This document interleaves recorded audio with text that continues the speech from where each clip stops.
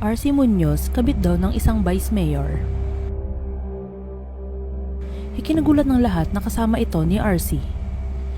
Kumakailan lamang nang may kumalat na chismis sa social media na chika ni Christy Fermin. Na namataan raw si RC Muñoz na may kasamang politician sa airport.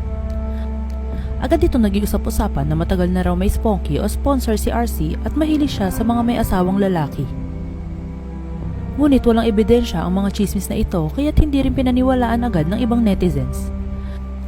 Matagal nang naliling si RC Muñoz sa isang vice mayor na siya namang itinanggi niya noon pa man. Ngunit mistulang walang taka si RC ngayon at hindi na niya ito maitatanggi.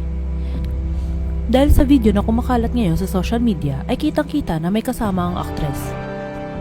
Chika naman nila Fermin, sa social media raw ngayon ay wala ng takas.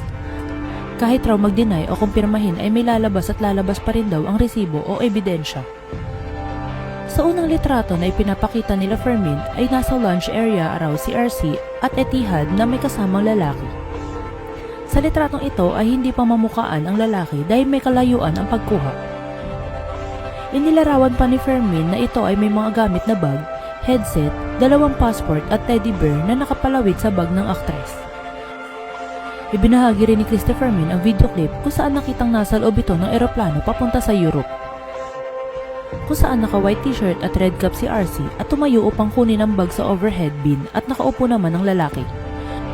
Ngunit ang pagkakataong ito, kitang-kita na ang kasama ni RC dito ay ang Vice Mayor ng Bantay, Ilocos Sur na si Samuel G.F. Parilla II o Sammy Boy.